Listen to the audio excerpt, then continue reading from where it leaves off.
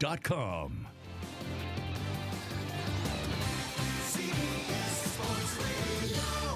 The only way you can take CBS Sports Radio 1140 with you is with the radio.com app. Download it today and listen to us anytime, anywhere. We've got your Raiders covered. Knock on wood if you're with me. It's Silver and Black Today on CBS Sports Radio 1140. And now, here's your host, Scott Gobranson. Welcome back to the Silver and Black Today, live again this week, everybody. Yes, we had a week off after a long season, after a long couple years of live radio. I am Scott Gobranson, your host here, along with Kelly Kreiner and Chaz Osborne. Welcome back as we are live, not only here on the radio, but you can hear us on the radio.com app if you're moving around and want to catch us mobily, or as I say, in your pocket. So check that out. But we are Las Vegas's only all Raiders talk show. That's right. Coming to you live from the studios of CBS Sports Radio 1140. Hope you're doing well. Hope you're avoiding the coronavirus. Come on, folks. Get over it. Really? Coronavirus. It's real, man. It's ridiculous. It's the real. coverage is ridiculous. Relax. Enjoy your Sunday. Don't go buy masks. More people, 25,000 people died in the last 5 years in a row from the flu. So let's all just chill out and enjoy some Raider football. All right. As always, I am joined in the studio by my compadres, by my pals, by my guys who I know just couldn't handle being off the air last week, right? Sleeping in. And Kelly Kreiner, we talked about this when you came in this morning, and that is good times, right? Get sleep in on a Sunday, but then you couldn't. Yeah, I was all excited about sleeping in and everything, and then I ended up having to work at 9 o'clock in the morning. What? That's not right. Like, yeah. What the heck, man? How does that work out? Got to pay the bills somehow. Well, and then as we were all sleeping in last week, I roll over onto Facebook, and I see my good friend Chaz Osborne, who joins us back now, in Mexico on the beach and whale watching. They had a lot of coronas down there. They had to beat that virus. Just put a lime in it. Yeah, and just put a lime in it, exactly. But did you see, too, that people think that the coronavirus, there's like 30% of people they surveyed believe that it's associated with the beer? Like, oh, really? You do know people do that on those polls just to be funny, right? You do. Yes. Yeah. Okay. People respond to it. If there's a poll, I always click the most ridiculous. But Kelly, I would say to you though that there's a percentage of people who probably do believe that.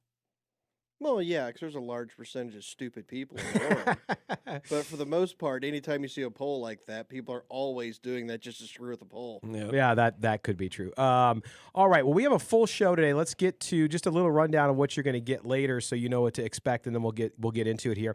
Coming up after the first break, NFL insider, radio host at KOA in Denver, and also a member of the Pro Football Network, Benjamin Allbright, will be with us. Benjamin created a lot of news, not only because he's at the Combine, and by the way, doing a great job of covering the Combine, but he reported the same day that Mike Mayock said that the Raiders weren't looking to trade Derek Carr, not like actively shopping him, that they were actively shopping him. What? So we will talk to Benjamin about that. People don't want to hear it. Some people want to hear it. So 50% of you or so will be happy. 50% of you will say you'll never listen to our show again and that Benjamin's just a Bronco guy, which is ridiculous. But anyway, we're going to talk to him. Then at the bottom of the hour, excited to welcome to the show for the first time Cynthia Freeland. Cynthia is the predictive analytics expert at the NFL. I'm sure if you've watched the NFL Network, you've seen Cynthia. Very fascinating. She's going to make us a whole lot smarter. Yep. And bring up the IQ on this show significantly. So we'll talk to her at the bottom of the hour about that and ask some questions, not only about the role of analytics in the NFL and with the Combine this week, but also we'll ask her some Raider-specific questions about some players, including Mr. Derek Carr. Then at the top of the next hour, top of the second hour, Vinny Bonsignore, of course, the beat writer for the Raiders now at the Las Vegas Review-Journal. He will join us from the Combine live from Indy and the freshly fallen snow to talk to us about what the Raiders have been up to at the Combine, what he's seen, his impressions, and then we'll give you our reaction. We'll have Kelly's Corner and more here on the Silver and Black today here on CBS Sports Radio 1140. Reminder, after our show, about an hour and a half after, the Auto Club 400. Yes, if you're a NASCAR fan, if you're a gearhead, the Auto Club 400 will be on the air here at CBS Sports Radio 1140 at 1130. Right, so if you want to do that, I'll just get the slot cars out and start playing that with my kids. Anyway, all right, we get back into the conversation. So, guys, couple bits of news that we want to talk about with you is that this week the Raiders. Now, some folks were kind of surprised by this and didn't quite understand it, so we're going to try to explain it the best that we can. Is the Raiders? It was announced had sold. That's right, their headquarters, their new headquarters in Henderson, Nevada, right outside Las Vegas. What? That's not done yet. Was sold. You're like, what? Whoa, are they moving again? Are they going back to Oakland? They had enough of this. They're gonna build a new stadium in Fremont. Lost all their money on the craps table. Yeah. So no, what the Raiders did for $90 million is they sold the land underneath the building. Okay, I know that seems strange, but not strange here in Las Vegas. Recent acquisitions and transactions that are similar. The Bellagio Hotel, MGM Grand, sold the Bellagio Hotel underneath. The land underneath the Bellagio, lease back the hotel, operate the hotel. Nothing changes. They just sold the land to a big group of investors who now have a massive piece of expensive property. The same is happening with the MGM Grand property, and we've heard also rumors of other properties going through the same thing. So, guys, this is not anything new, but I think really smart of the Raiders. The Raiders took on a lot of debt. A lot of the people who were anti-Raiders leaving Oakland and have a grudge against owner Mark Davis said, oh, it's going to put him in the poorhouse, all this debt. This is great because now you have $90 million that you didn't have before because you're able to do this. I think a smart move, a business-savvy move by the Raiders. Wow. Sure.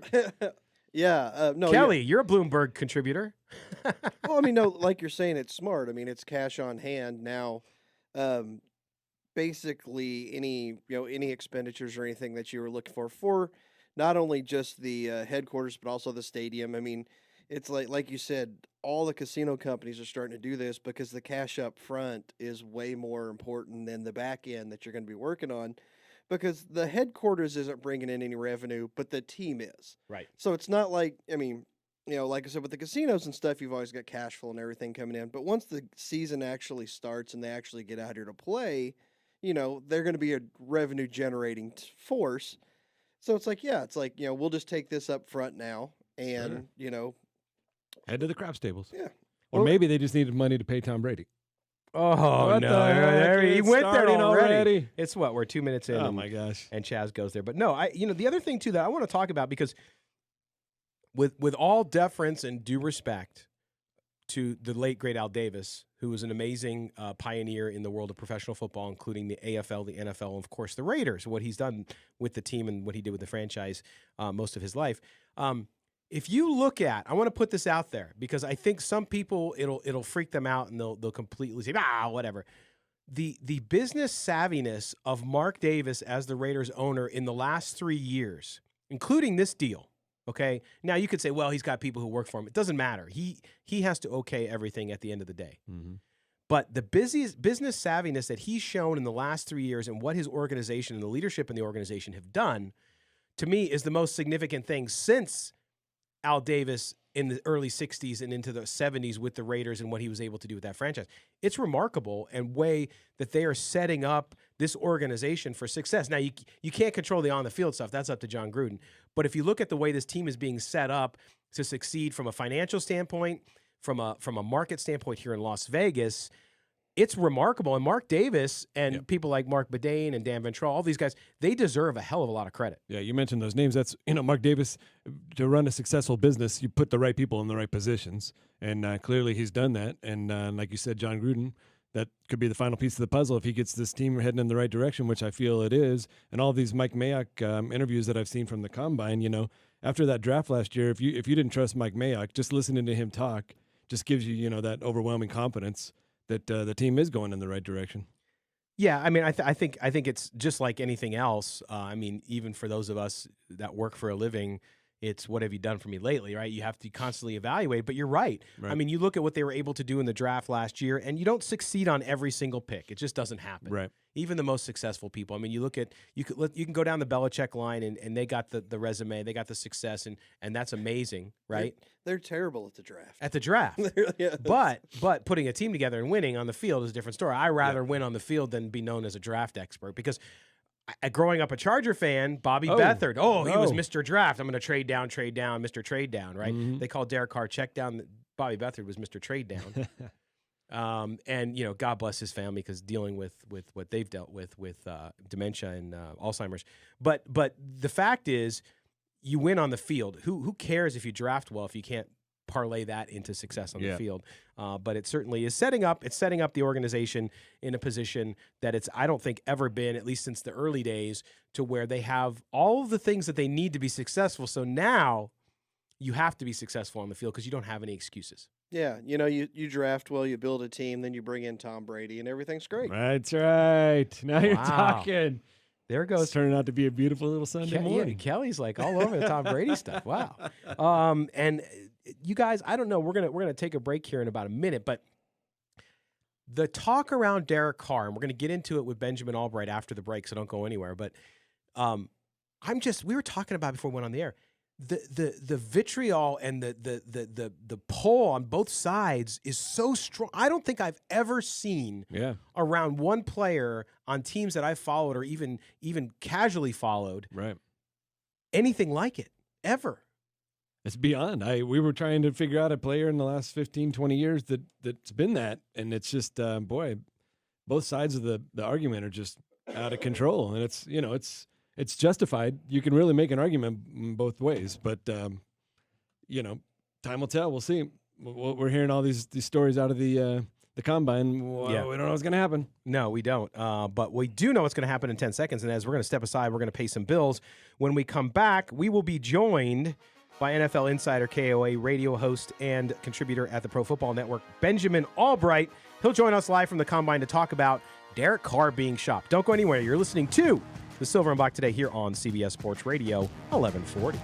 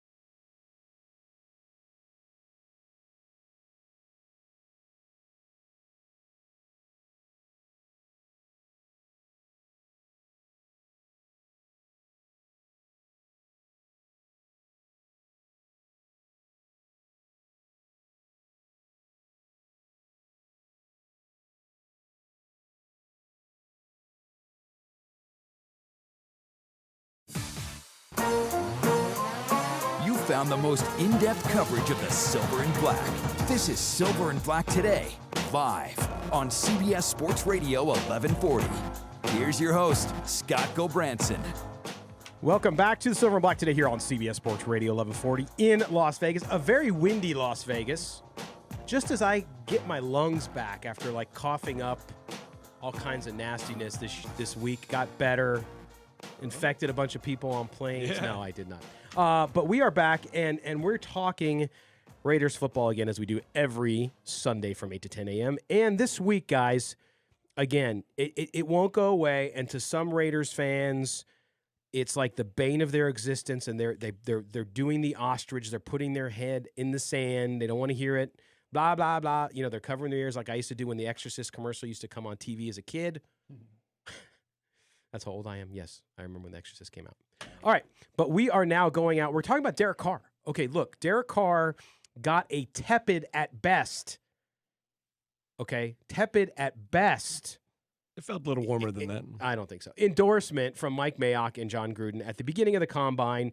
That same day, our good friend and someone we've had on the show here a lot, someone that you should follow on Twitter, Benjamin Allbright, who is not only a member of the Pro Football Network, contributor there, but also the host of Broncos Country Tonight on KOA in Denver and an NFL insider.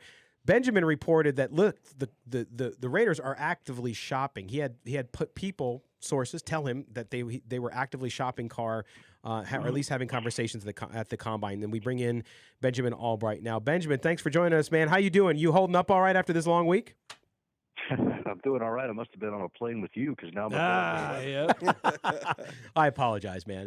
It's not coronavirus though, so at least you're good there. That's that lovely Indiana weather, man. know. I moved away from that stuff. That's right. Shovel. Although Benjamin lives in Denver, he knows some real snow. But anyway, Benjamin. Okay, so you created a bit of a stir because you have Mike Mayock come out. Which was, to me, no surprise. Who's going to go out there and say, listen, we like Derek Carr, but we're not happy with his performance. We don't think he's going to take us to the promised land, so we're looking for a quarterback. Call me at 1-800-TRADE-QB if you want a quarterback. He, of course, goes out, talks about Derek Carr and his positives, and says that they weren't actively shopping. But you have sources who've told you that might be the opposite. Tell us a little bit about what you know and, of course, without revealing them, what these folks have been telling you about the Raiders and Derek Carr. Well, there's kind of an understanding here. The Raiders, they could roll into next season with Carr, but what they're trying to do is they're trying to ascertain what they can get for him on the market. I know of two teams they have specifically spoken with and asked, what would you be willing to part with if we were to move Derek Carr? And so, I don't think that. I don't think it's a situation where it's a fire sale, but I think what it is, the Raiders realize what they have in Carr and what they don't have in Carr, and they're looking to upgrade the position. They're looking to upgrade the talent across the board. And so, they're out there thinking, well, this might be the draft where we get a rookie quarterback, and, what we can do is we can bring in a veteran, to kind of bridge the gap, and that would hold us over until that rookie is ready. You've got 4 quarterbacks, I think, in this draft that people view as potential starters in the league, and then some project guys after that. Raiders have, a couple of picks there, in the teens. I think one of those quarterbacks might be there in that slot. So, you've got some options. You start to look around and say, okay, well, what if we brought in a Teddy Bridgewater or drafted a Jordan Love? What if we, what if we brought in a Case Keenum and moved up and drafted a Justin Herbert? Or you start to look around at what your options are and say, does this make us better? And I think good general managers and good coaches want to know the price tag and the value of the players that they have. Yeah, and again, we're talking to Benjamin Allbright, Pro Football Network and KOA Radio out of Denver. And Benjamin, that's the thing too. I always, I was saying earlier in the show before we got on the phone with you that I don't know that I've seen in covering football and being around sports a more polarizing discussion amongst a fan base. I've not seen it. It's almost like you're talking like the American political scene right now, but in football sense with Derek Carr. So you have a lot of people who love Derek. I know you've seen it because people are tweeting at you what an idiot you are for even suggesting that they're actually trying to trade him. So, but my question to you is this: what does the rest, when you talk to other league executives, which I know you talk to many, What do they think of Derek Carr, and is the upside of Derek Carr enough for a team like the Chicago Bears, who you've long talked about as maybe somebody who might be a good fit for him? What do they think of Derek Carr, and what does the league think of him overall? Well, most people think that he's, somewhere between that 10th best and 20th best quarterback in the league. It depends on who you talk to. Some people are higher and have him very high. Some people are low and have him low. I think he's a scheme-fit quarterback, and it just depends on the scheme you're running. I don't think he's the best fit for John Gruden. That's not to say he hasn't played well at times under John, but I don't think that's his best fit. His best fit was when he was playing with Billy Musgrave as the offensive coordinator and was practically an MVP candidate. I think an offense that takes advantage of his ability to push the ball vertically is something that's going to be a little bit better fit for him. If you look at a team like, for instance, Tampa, I think he would excel in a Bruce Arians offense. So, I think it just depends on who you talk to and what they run as far as what the opinion of him is. Nobody thinks he's a bad quarterback. Most people just think he's either a good quarterback, and some people think he's an above-average quarterback. And so, I think that anybody who's telling me that I'm an idiot or whatever for for reporting this stuff, these are the same people that were telling me that I was an idiot when I broke the Raiders were moving Khalil Mack. Like, look, guys, I'm not going to sit there and put my name on something I don't know to be true. Mm-hmm. Hey, Benjamin, it's Kelly. First off, let me commend you on your form on the bench press at the Combine. I saw on your Twitter feed you were locking them arms out. That's what we like to see. And you mentioned that actively shopping. We've talked about it. And you mentioned, and the Bears came up. I've always kind of jokingly said, would the Raiders take their second pick back for Derek Carr that they gave up in the Khalil Mack, or would the PR hit from that be too big to where it's now Carr and Mack for 2 first-round picks? I don't know if they would or wouldn't. I would suggest that the price tag on Carr would be 2 second-rounders. I don't know, I don't think they worry about the PR hit as far as that goes. I think anytime you acquire a quarterback, the PR hit is offset by the fact that you acquired a quarterback, and fans are going to go nuts for the guy either way. The lone exception I would suggest would be perhaps here in Denver, where the Broncos acquired Joe Flacco, and the fans were like, but why? Yep. Again, we're talking to Benjamin Allbright. Benjamin is the host of Broncos Country Tonight, KOA, but also a nationally renowned football insider with Pro Football Network and covers the NFL. Benjamin, when you look at this situation with Derek Carr, you talked about maybe 2 second-round picks if they were to move on from him. But I think so much in the next 17 days, right, is going to determine maybe what happens with this situation, correct? Because you have to find out where the dominoes fall. The Raiders would have to get better at quarterback, and if you look at some of the other players out there, they're not necessarily the best fit for John Gruden either. Out of the veterans that are out there, of course, we've heard a lot about the Tom Brady story here in Las Vegas since it broke, and since the ultimate meeting at the Ultimate Fighting Championship, or at the boxing match, with Mark Davis and Tom Brady. But when you look at that, who might be the best fit here besides Tom Brady for the Raiders if they were to pull that trigger and move on from Derek Carr? Well, you know how John loves his veteran quarterbacks. I would suggest that they would definitely be in the market for Teddy Bridgewater. That may or may not be inspiring. The Grudens have long loved Case Keenum, and while that name may not be inspiring, Case is a serviceable quarterback to get you to a rookie, and he can produce. We've seen him produce at times. He wasn't exactly brilliant with the Broncos, but he looked okay. He looked pretty good with the Vikings, in an offense that catered to his skill set. If you're willing to run the ball and work off of boot action, he can win you football games.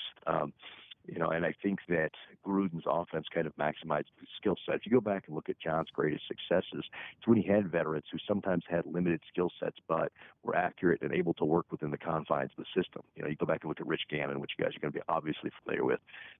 You go back and look at Jeff Garcia. You go back and look at Brad Johnson, guys like that who were just playing within the confines of what he was able to do, and they took the team to new heights with great players around them. Well, you mentioned Case Keenum and the serviceable quarterback.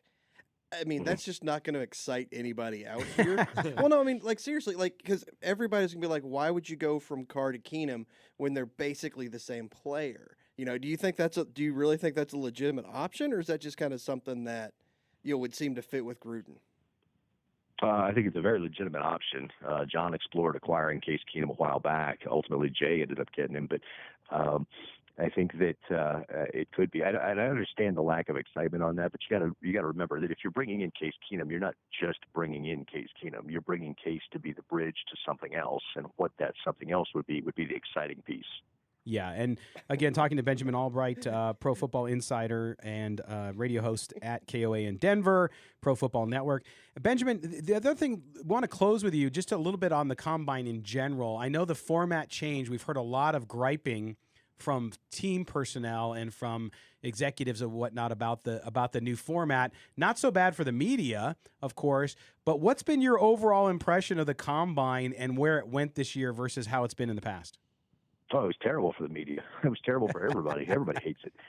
The agents and players hate it because it puts the players at risk for soft tissue injury, and we saw some of that. The agents hate it because there's not enough time to rehuddle or reset with the coaches and front office guys after the events like there used to be.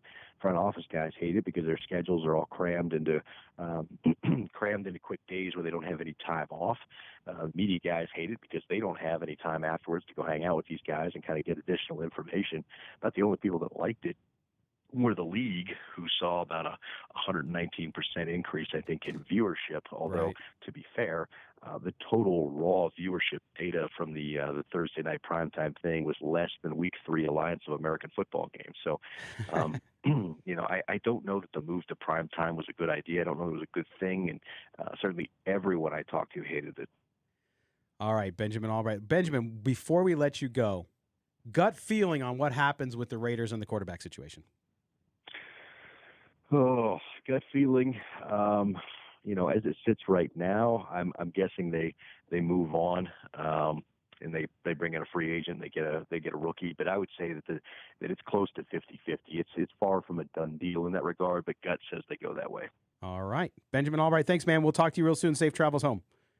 All right, take care, guys. All right, we're going to step aside. When we come back, we're going to be joined by Cynthia Freeland. Cynthia is, of course, the predictive analyst expert at the NFL. We're going to talk to her about a lot of cool stuff, so don't go anywhere. You're listening to The Silver and Black today here on CBS Sports Radio 1140.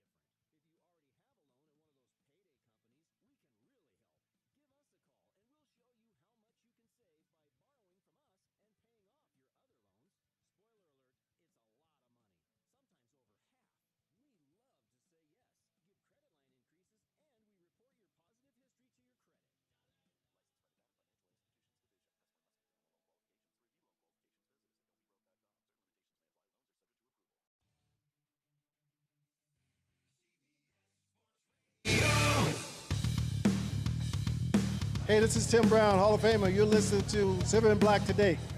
Oh, indeed you are. Welcome back. The folks are restless out there, telling us we need to only talk to people from Las Vegas with information. Yeah. Nobody wants to, it's crazy how many of you just hate talking about Derek Carr and his future, and then the other half of you love it and just can't wait to get rid of who's a really nice guy and a good quarterback. So, boy, it's an interesting conversation that will not go away for quite a while. It's 50-50. You heard Benjamin. You asked Benjamin's opinion, and he said, well, I'm 50-50. I know. Just like the rest of Raider Nation. And people, he covers the Broncos. Look, Benjamin's connected. He's good people. Yep. Whether you like the Broncos or not, I don't really care. We get good information from everywhere, and so we bring it to you. You can like it or not like it. It's totally cool. I don't care. It's all good. Speaking of good information. Yes. Oh, my gosh. Was that a segue? All right. It worked so well, neither one of us knew what you were talking about. That's right. See, it's so good. It's like covert. All right. We now go back out on our Newsmaker line, and we are excited to bring to you, to me, one of the smartest people in the National Football League, because what she does, I'm so jealous of, because I don't have this kind of analytical mind. I try to use data, being a business owner and running what we run. We try to understand it and do all that.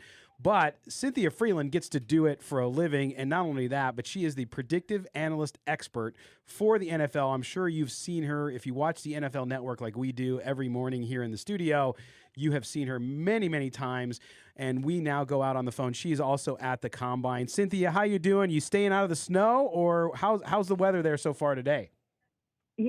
This whole living in California thing has really spoiled me, because even seeing the snow, I'm like, oh, it looks cold. I want nothing to do with it. But today is a sunny day. I'm in the stadium right now. I'm in Lucas Oil. Nothing's going on quite yet, but everyone's kind of preparing. All the scouts are getting into the different areas. There are different boxes that are lined up along the lower bowl. I can see the Raiders box right now. So, it's everyone's ready for the defensive backs to go.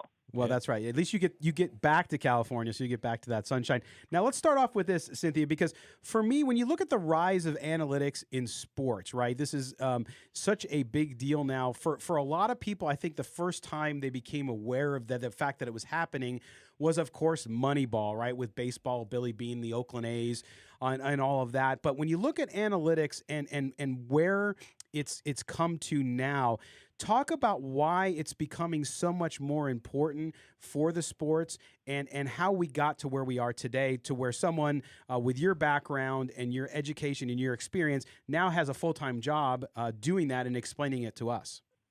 Right? I recognize I'm pretty lucky in that regard, but ultimately, look, Paul DePodesta being hired by the Browns was really the turning point that shined a light on the fact that analytics in football was a thing. There are teams, they don't necessarily call it analytics, but there have been people doing this since, the beginning of football, right? I don't even know, Ernie Adams, who's been the right-hand man to Bill Belichick for I don't even know how many years, but ultimately they've been doing it in some form or fashion for a long time. But now, because we've had increased availability of tracking mechanisms, they put, the next gen stats, but also computer code has evolved to the point where people are able to get more information. And as this information has become available, the coaches and front office people have been like, how can I use this to my advantage? It's another tool in my tool belt. Hey, Cynthia, it's Chaz. I feel like most fans are just casual fans, and when anyone starts talking analytics, they just kind of tune out. But you're so articulate and vivacious that it really makes it easy to understand. And so thank you for that. It's really refreshing. Have you always been, a number? That's the nicest compliment that I can give. Yeah, well, it's true. Have you always loved numbers in football, or how did all this, come about? Yeah, it's interesting because I've always been a numbers person, and math was always a strong suit. I never liked math for math's sake. I liked usable math. So I was an investment banker for a while, and I had to create reports to, quote, sell my bosses on, should we invest in project A or project B? So I always had to kind of quickly and efficiently tell stories about numbers that were also correct. So that kind of groomed me there. And then I actually worked in the front office for Anthony Noto, Anthony Noto is now the CEO of SoFi, which is based out near you guys. But he was at Twitter and Goldman Sachs, and he was the CFO of the NFL in 2008. So I worked for him in the league office, and I worked on a project when I was in business school. One of the projects was season inventory restructuring, meaning is 17-3 better than 16-4? How can we optimize for the season such that the product on the field, so the game, is the most compelling, most exciting? What's the best thing we can do? So I got a chance to sit with the people who create these playbooks, right? These Hall of Fame coaches on the competition committee who taught me football. And I grew up in East Lansing, Michigan, where Michigan State is in Big Ten country. Right. So I was very familiar with football, always liked football. Nick Saban was the coach at Michigan State. I'm dating myself, but that's who was coaching when I was in high school, and very aware of, really how interesting and special football was, more than just tailgating. Right. So I got a chance to learn that sort of firsthand. So it all kind of came together in 2008 when I got to work on that project, and I got to watch this film. And by the way, if you ever get a chance to watch film with a coach, you sit in a dark room. Oh, yeah. You swear. You eat a lot of snacks. It's like my ideal life. Like it's great. So it just evolved. It was great. So when I was working with the NBA and we were integrating analytics, on one side you had the coaches and the basketball people that didn't really, understand analytics. And then on the other side, you had the analytics guys that didn't, really know sports at all. So it took a while to kind of find that common ground. Is that something that you help the teams that you work with? Yeah, I'm lucky working at the NFL Network. So I was at ESPN before, but part of the reason why I transitioned to the NFL Network was the ability to work with teams and do projects with teams to help them use their analytics people in the most efficient way possible, but also bridge the gap between, hey, like you need to listen to what the coach says and you need to listen to what the analytics people, what the data has, and how do we create this common like ground to talk about this so that it's actually useful? Right. Because you can do all these great statistics and not use any of it. Nobody gets it, yeah. Right? Exactly. So I've been getting great questions from coaches this week here at the Combine, about like, hey, we're thinking about this and what's the sample size of it? And you're like, wow, you just used the word sample size with me? I'm like, have the ice skate home. Did hell just freeze over? Like, it was amazing. So again, we're talking to Cynthia Freeland. She's a predictive analytics expert for the NFL. Of course, you see her mostly on the NFL Network. Hey, Cynthia, it's Kelly Kreiner here. When we talk about analytics, and like you say, there's the old school owners that are just never going to get into it, and the younger people that are all about it. My biggest problem with the analytics, especially when you mentioned like small sample size of things, is like, say, 4th and 2 at the 45. They're saying, oh, analytics say you should go for it. You should never punt. But they're basing that off like a league average success rate. If you know your team is below average on short yardage, wouldn't the analytics say to punt and when your defense be better, but it's never brought up?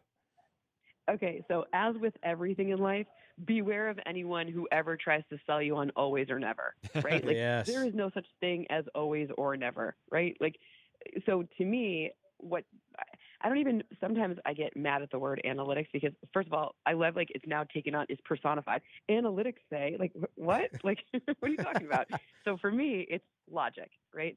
Let's create logic. If I have, you're talking about 4th and 2 and, you should always go for it on the 45, whatever the thing, like, no, you shouldn't always go for it. What were the last 2 plays? Did you get stuffed and, they played zone and you got stuffed? Whatever. Like, what's the circumstance say? Know your people, know your probabilities from the standpoint of what does my personnel dictate and what is the best opportunity for me? So it's never, of course, there are going to be league averages. Sure. But you and I both know, like, if you're saying, sure, the league averages would say maybe dictate to go for it. But if you don't have the right personnel, then kick the ball.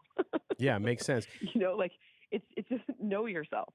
And Cynthia, here's a question for you too. And I'm not going to ask you to dive into what is a very hot topic for Raiders fans, which is, of course, Derek Carr, the player. Oh, that's a hot topic? Oh, yeah. You haven't heard? Anywhere. Apparently something that no one should talk. Wait, that's a question? Yeah, nobody should talk about it, right? But Cynthia, here's the thing: when you're looking at a player, whether it's Derek Carr or anybody else, and some people will use statistics to say a player is really, really good or a player is not so good. When you start to look at things like Mike Mayock mentioned in his press conference about his quarterback completion percentage and all this, for a fan, just a fan on the other end of the microphone who's listening to us or watching us, when they look at those statistics, what is the best thing for them to do in evaluating, hey, I want to know how I should feel about a player on my team? Is it the wins and losses only? Is it, if somebody has a 70% completion rate but doesn't score a lot of touchdowns, like what do people do to kind of make sense of it all from a fan perspective? So for me, it's all about what are you trying to do and how are you executing it? If just kind of, 100,000 foot level, right? Like if the coach understands and wants to make a playbook for their quarterback, then they'll figure it out. Case in point, Lamar Jackson. He wouldn't fit on just every team. They have the right personnel, they have the right playbook, and then they have the right quarterback for what they're trying to do, right? So that's like that's how it works well together. The problem is when you start, you can tell a story with statistics that makes someone look amazing or makes someone look terrible, right? Like the same person, it's all about the situation. If your coach wants to create a playbook for your quarterback, then that's the right quarterback for the season, right? Mm-hmm. If your coach doesn't, then it's not. It's not that complicated in the sense of, look, evaluating Derek Carr is really hard because you don't know what was asked of him. We're outsiders. We don't know what John Gruden was asked him to do. If that's not going to work for them, then they should move on. It's about the availability of substitutes. There's a really rich free agency class of quarterbacks in this one, and then there's a couple of quarterbacks in the draft that could make sense to them. So to me, it's about executing a strategy that fits your personnel. Do you have the right O-line? Do you have the right wide receivers? Do you have the right running backs, right? So tight ends, things like that. You can't just it's really hard to consider in a vacuum. So really, sure, a nice high completion percentage sounds good, but if you're throwing a lot of short passes, that's going to be really high. It could be artificially high, sure. Right? If you're throwing a bunch of deep passes, those are lower probability passes of being completed. So it's going to be lower. So it's all about, like, what are you trying to do, and do you have the right pieces to execute your strategy? That's always the question, getting all the pieces of the puzzle to fit together, right? So one last quick thing. I'm wondering, do you find that most teams are open to analytics, or are there still some teams that haven't really embraced the idea? So like I said, it's all about how you phrase it. Mm-hmm. I think every single team here, and I've gotten a chance, like I very nerdy hosted this Big Data Bowl, which is I love that. Initiatives of the league. Yeah, let's go, nerd night. Like there were 300 people there. Every team was represented.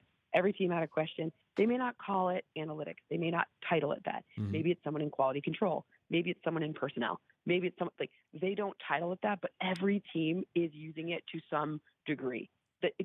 They don't. I mean, look, I wouldn't, if I were starting an analytics division on a team, I wouldn't call it that either, because it just automatically labels you as oh, you're that thing, right? Like, don't do that, right? So every team is using it. It just depends on how they're kind of they view what they're doing, right? Like, what do they call it? Awesome. Cynthia, before we let you go, there's a couple other things. Number one, too, is I think people really did appreciate, and I want to get a 10-second reaction from you, the Puppy Bowl. How was doing the Puppy Bowl? The greatest. Well, I came home with 2 dogs, right? Oh, did you really? Wow. I actually bet on that. Now, did you have to analyze them with numbers before you took them home to see? Were they the stars of the game, or did you just find 2 puppies you liked? So this was my analysis. The puppies, they travel around for a long time, like a month, with the people at Animal Planet. So these people know their personalities inside and out. Right. So if these Puppy Bowl people are like, hey, these are really good dogs. They have great personalities and they're really healthy. They get these dogs are fully vetted. So it's not like I'm getting 2 blue chips, right? I don't have to worry about any of it. Right. 2 blue chip puppies. So ultimately, the hardest part for me was naming them. And because you can't keep their original names. So I named them Andy Reid and Liv. Super Bowl 54, L-I-V. Yeah. So Liv and Andy Reid. Oh, see. If it was me, I might have named him like Simmons after Isaiah Simmons, because I'm guessing how he's done at the combine. But no, that's awesome. And I don't know. I know you also are a big marathon runner, and you've done 20 states. Have you hit Nevada yet? I have not hit Nevada yet. I actually want to do it next season. Because it's during the football. The one I want to do is during the football season. So I want to do the rock and roll one, and it's early December, I think, late November, early December, depending on where Thanksgiving falls. So I want to make it a story. I want to make Gruden come out and yell at me. Yeah, I think it'd be so great. That'll be great. Faster. Yes. Keep it going. Keep it moving. We'll be there. We'll have Chaz with a rickshaw, and he'll be interviewing you as you move along. So it'll be good down the strip. I love that. Sure. All right. Cynthia Freeland, the predictive analyst expert at the NFL. Watch her on the NFL Network. Great work. And we will have you on again, Cynthia. We appreciate the time today. Anytime. I'm really glad to be there. Thank you for having me. Thanks, Cynthia. All right, Cynthia Freeland. Great stuff and fantastic guest here. Fascinating work that she does over at the NFL Network. All right, we're going to step aside when we come back. We'll close out hour number 1. You're listening to the Silver and Black today here on CBS Sports Radio 1140.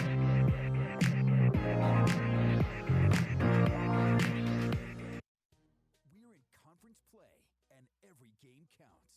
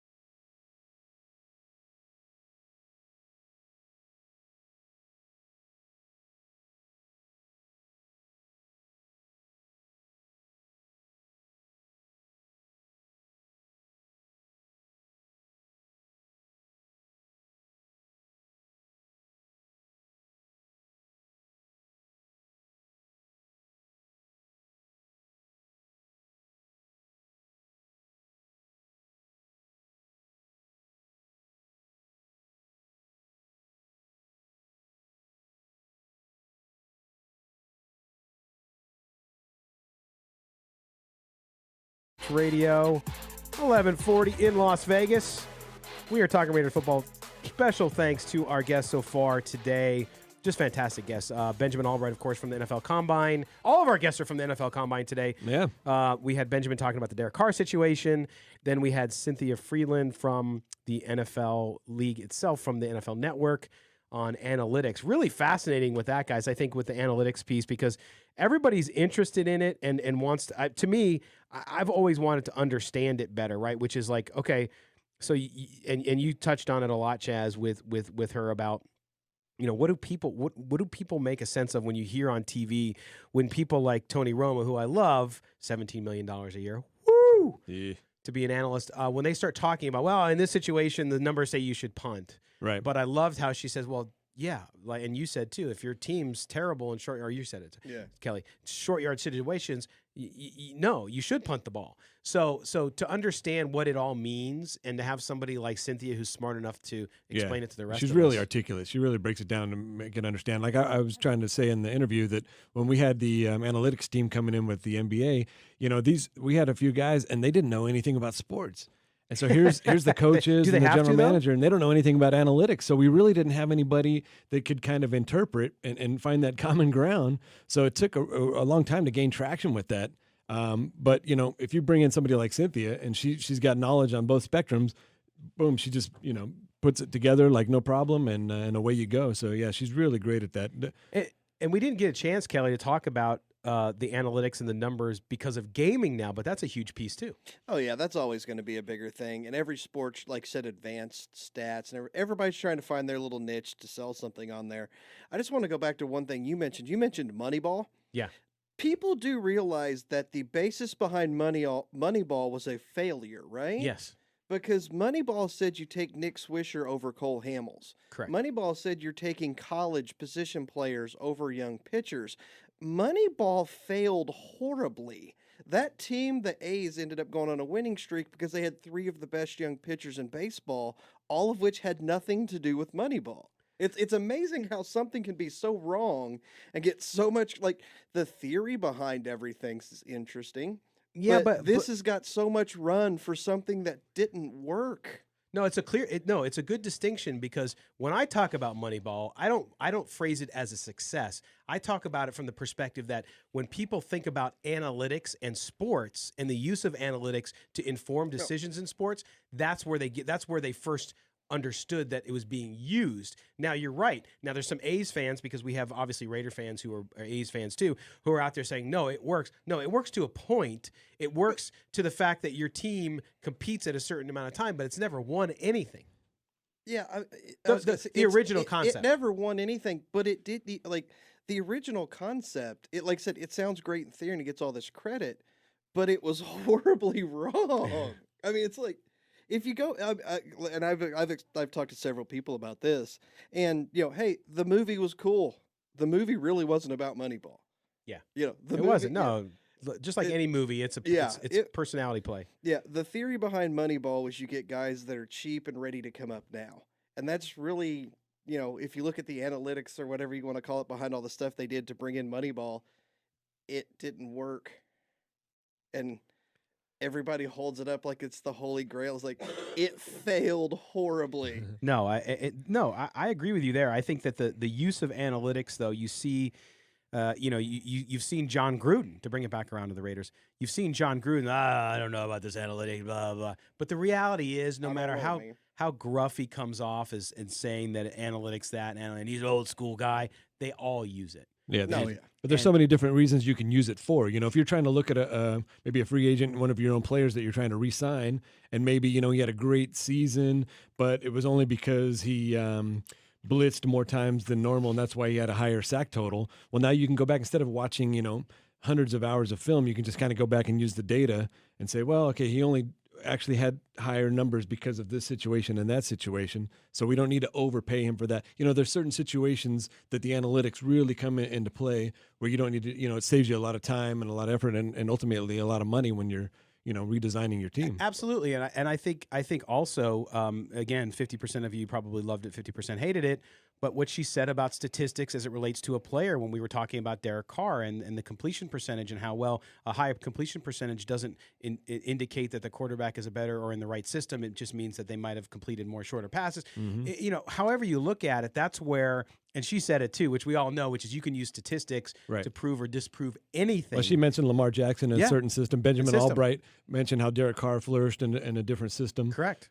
So. And you don't know what's happening behind the scenes, which I think is true. And it's not that I've said that all along with the situation with Carr and other situations, which is, look, Mike Mayock and John Gruden, that's the only 2 people who matter. If they're shopping Derek Carr, that's the only 2 people who know. That's the only people who matter, who's going to make the decision. And yeah, we don't know, but what do you want to do? Of course we do know. That you're always going to exercise your options. So of course, if you're going to shop Derek Carr, you're always exercising your options. You're going to shop Derek Carr because you're going to find out what value you can get, because maybe you do want to draft a young quarterback. Maybe you do want to bring in Brady for 2 years and have this young quarterback sitting behind him. And then you find out, hey, we can get more for Derek Carr than we thought. Right. Let's go ahead and pull the trigger. Or vice versa, opposite. Like if Tony Romo called and said, hey, take it easy. Tony Romo called and said, hey, I want to take Kelly's spot on the show. We'd have to consider it. We'd think about it. He's taking a pay cut. A big one. Oh, yeah. $17 million pay cut. and I got bad news for Raider fans. You better get used to John Gruden looking at other quarterbacks, because it doesn't matter who he has. He's always looking at the next quarterback. And it doesn't stop. You're right. Yeah. All right, we're going to step aside. Top of the hour, news update, sports update. Then Vinny Bonsignore from the Raiders beat at the Las Vegas Review-Journal. He'll be with us from the Combine. Who else are they looking at? Who's looking good? What's their interest? You'll hear it here. Don't go anywhere. Silver and Black today here on CBS Sports Radio 1140.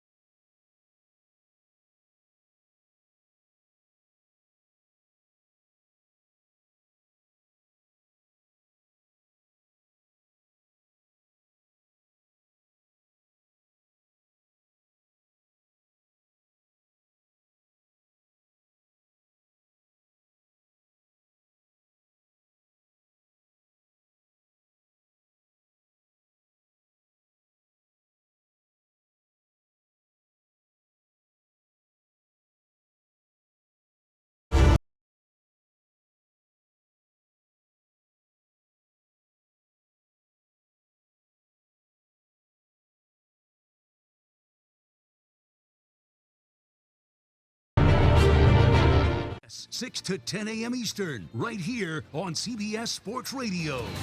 CBS Sports Radio.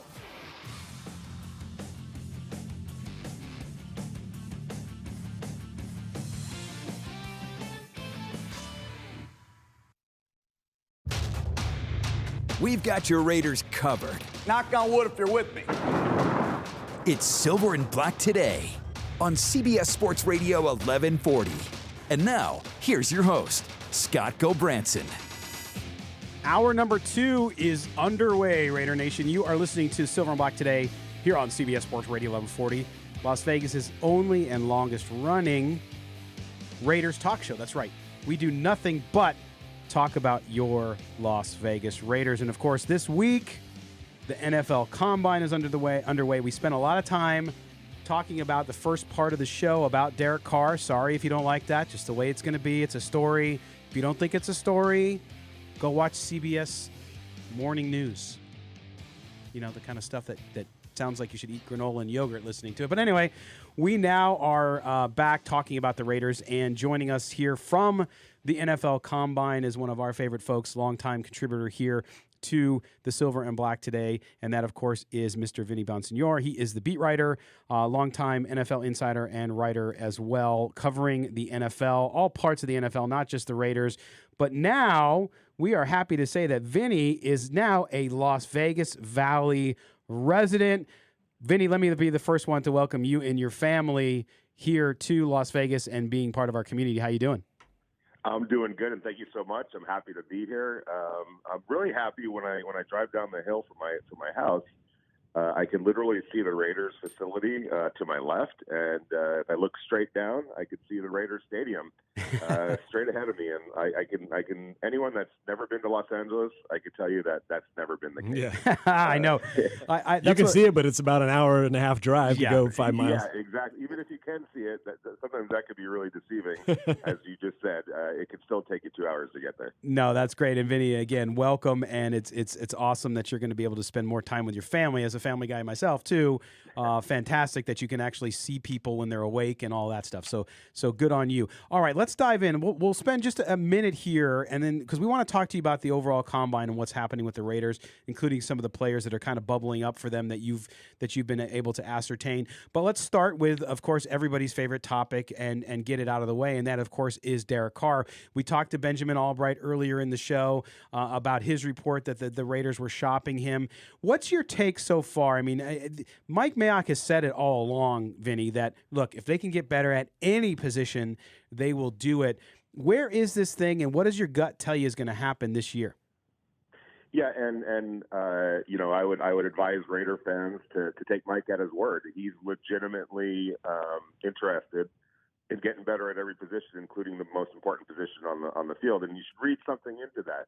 I think the Raiders are somewhat happy with Derek Carr, but I think that they want to be much, much happier with their quarterback position. And so they are letting everybody know that they're interested in getting better. And if that means moving on from Derek Carr, if a better option emerges, I think that they would do that in a heartbeat. So, but that's the question. Is there, I think there are better options out there, but are they going to be available in 2 weeks, when free agency officially opens up? And if there is, then I think things can get really, really interesting.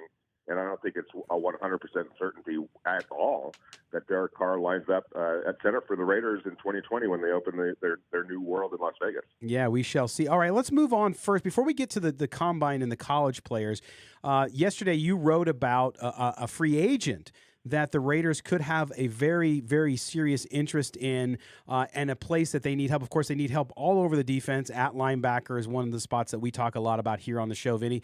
But you wrote about Byron Jones, the cornerback out of Dallas, the Cowboys. What are you hearing about him and what the Raiders may do or how they may pursue him? Well, by all accounts, Byron Jones is going to at least hit the open market in terms of hearing other offers. The Cowboys we all know that the Cowboys have a lot of free agents, most notably Dak Prescott and Amari Cooper, and those are their two highest priorities. A guy like Byron Jones would typically be a team's highest priority going into free agency, but because of the circumstance in Dallas, they have to make some hard decisions. And as a result of that, Byron Jones is going to hit the open market and test it.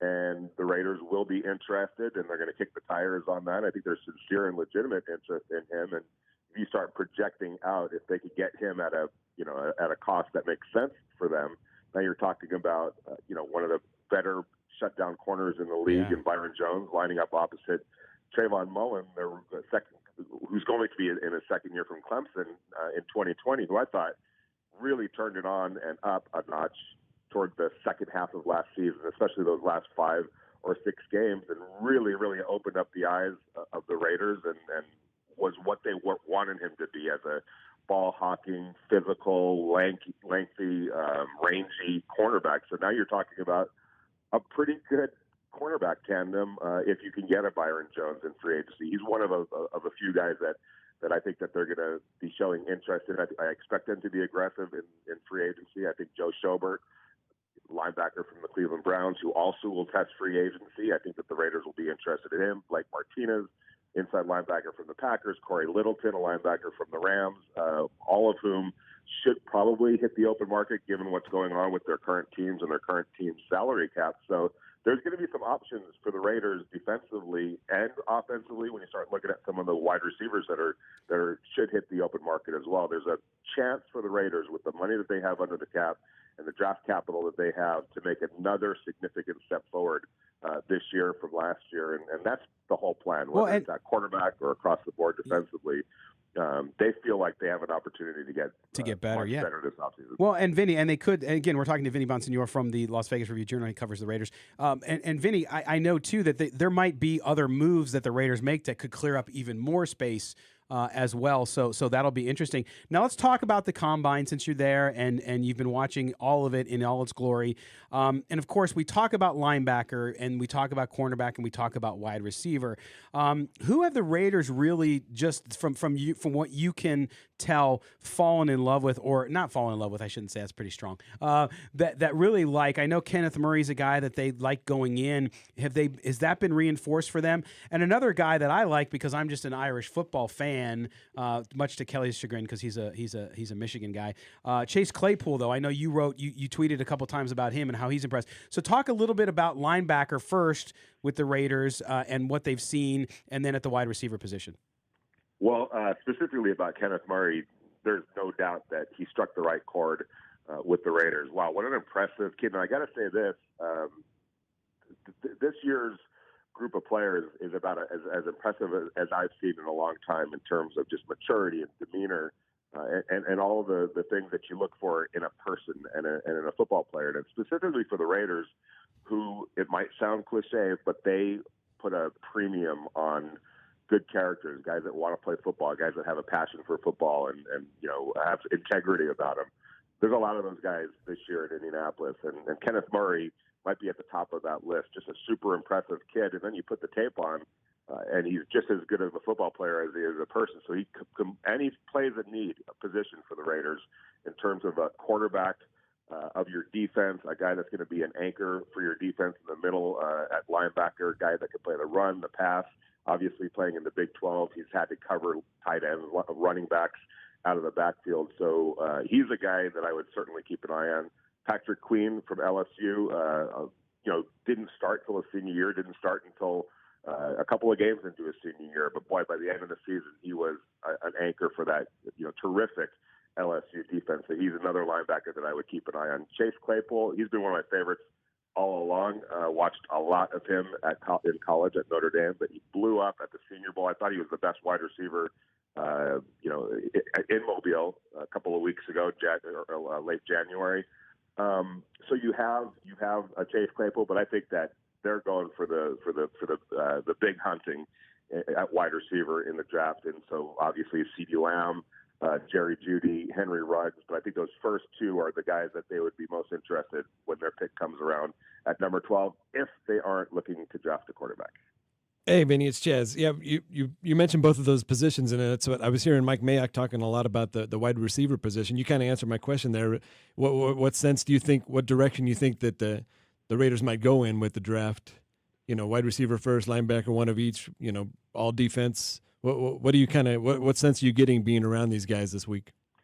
Yeah, still up in the air about quarterback. There are some people who think that, if you believe in mock drafts, there's some mock drafts out there that have Jordan Love from Utah State going to the Raiders at number 12. He's certainly opened up a lot of eyes, whether it was the Senior Bowl or this week in Indianapolis. So, because he plays such an important position, quarterback, you can't rule that out.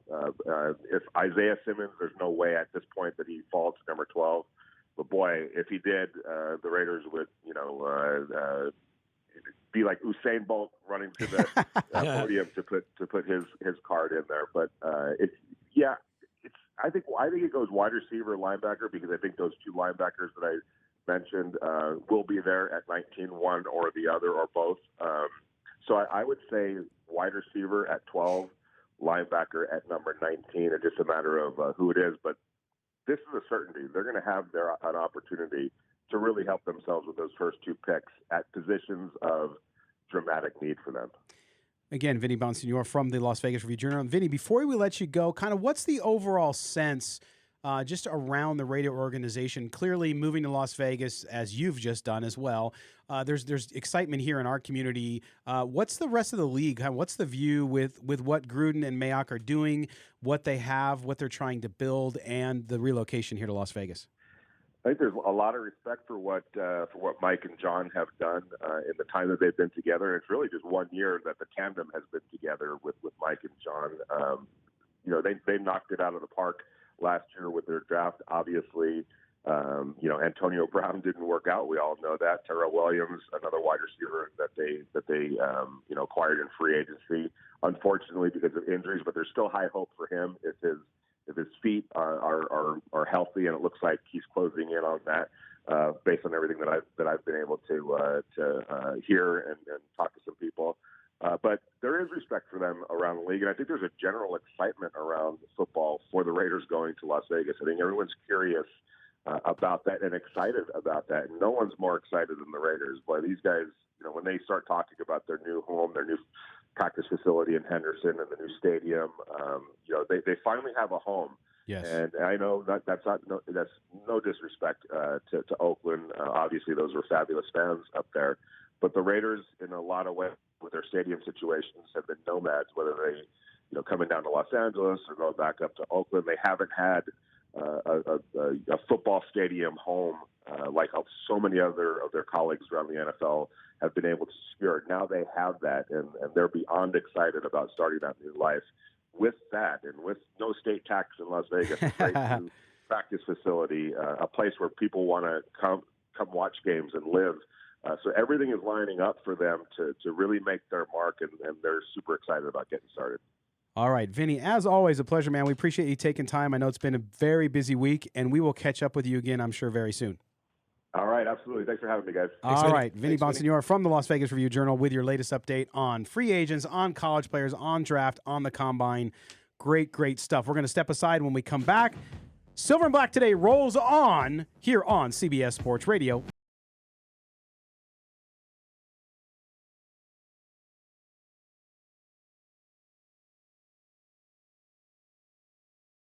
Dodgers pitch. Call strike three. Number 10 for Walker Buehler. Every Dodgers swing. It is on its way, and Muncy has walked it off. Every amazing Dodgers moment. It's a high fly ball deep to right center. Going back on it is Bellinger at the wall. He leaps, and he makes the catch. Get ready for opening day, March 26th. We're your home for Dodgers baseball in Las Vegas. CBS Sports Radio 1140. This spring, get in the game and earn cash back for betting sports with William Hill on your phone or tablet. During William Hill Spring Rewards, earn up to $500 cash with the William Hill Nevada Mobile Sports app. Between now and April 30th, you'll be eligible for cash back points for every wager made, win or lose, on the William Hill Nevada Mobile Sports app. You'll also earn bonus cash back for teasers and parlay card wagers made on the app. To enroll in Spring Rewards, visit williamhill.us. That's williamhill.us. Hi, it's Sam. Hey, it's Ash, and we're Sam and Ash, your personal injury attorneys. If you've been injured in an accident, don't talk to an insurance agent or claims adjuster. Talk to us. Look, the insurance company's job is to deny your injuries because paying you what's fair costs them money. We will get you the compensation you deserve. It's what's right. So call us 24/7 at 1-800-304-2000 or visit samanash.com. 1-800-304-2000, samanash.com. Sam and Ash. Because you deserve what's right. Okay, grab a pen and a paper because we're going to lay it on you straight up. Everybody wants to know how much a loan from Dollar Loan Center really costs, and it's way less than most people think.